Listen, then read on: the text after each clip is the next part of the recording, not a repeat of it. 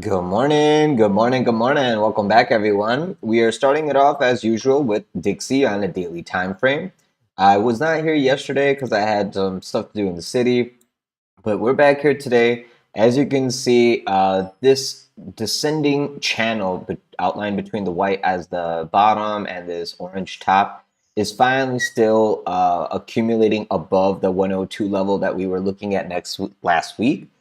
We were fighting this resistance here at the blue EMA at like 102.50. This week, I do think today possibly we will be claiming that level and going into the purple EMA over here at 103. That's the 200. Between the 200 and the 100, I expect us to consolidate this whole week. If you were on a weekly time frame, you can see we're looking for continuation. Let me turn off all these drawings. There you go. So we're looking for the continuation to test into that 21 EMA and then possibly the 55 EMA at 103. And if we get a rejection from the 102.60 level, consolidating all the way to the low 102 is still acceptable because we are just putting in that reversal, inverse head and shoulder, whatever you want to call it, accumulation, Wyckoff method right now. So just be aware of that. This will only be confirmed after we make a higher high. So far, we're still making lower highs and lower lows. Eventually, we will switch this break of structure dissension into an accumulation, and you will see that actually test into these levels of 104, 105, and whatnot. First step is to see if we can claim above 102.50 and then move on accordingly.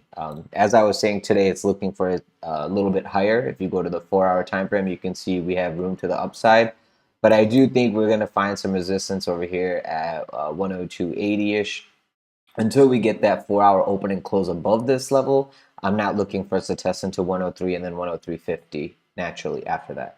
But that is basically where I'm looking for us to get to. And as this is getting to the upper end of this resistance, you will probably see the downside come in deeper on Bitcoin, ETH, and other assets in the market like tech stocks. So now if we go to Bitcoin, let me go to a daily.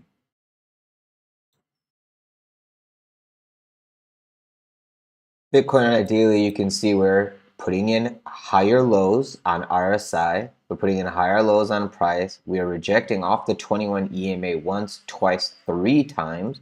EMAs are now crossing under the 55 EMA. This red EMA under the green EMA, that's a bearish stance, giving you an opportunity to short that 55, the 21 EMA one more time here at 29.3, which is exactly what we were looking for like all of last week. 29.2 to 29.3 was a long scalp opportunity after this 100 EMA, which a lot of people did get at 28.5, 28.6.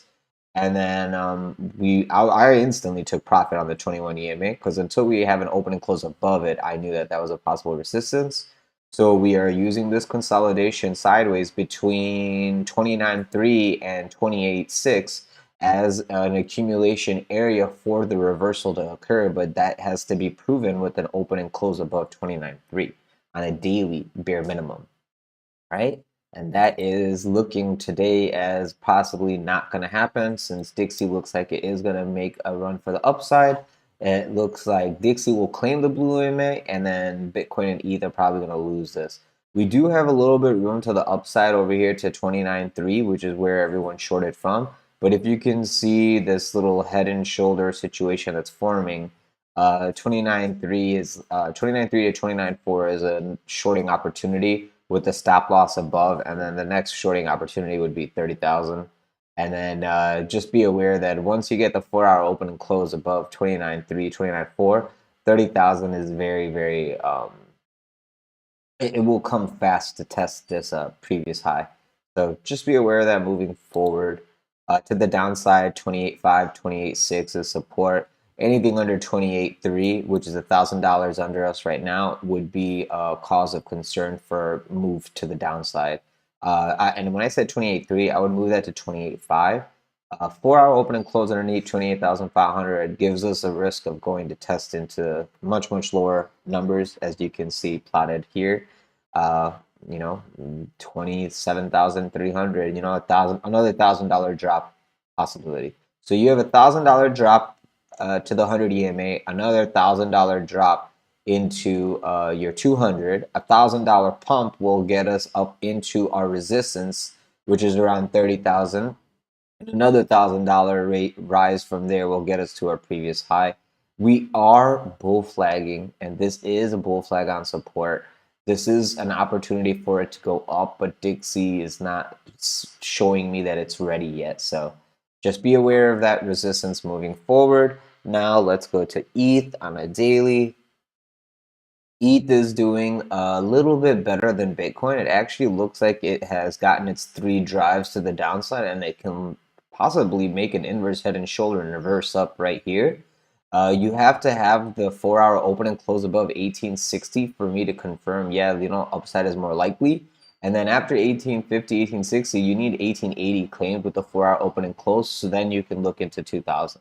Until 1880 is claimed, I mean, 4 hours is great, but on a higher time frame, such as the daily open and close, I'm not really concerned with getting up to 2000. So just be aware that right now, under this white EMA is resistance for you to look for lower.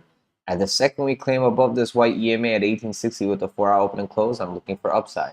So use that as your area to hedge or risk, etc.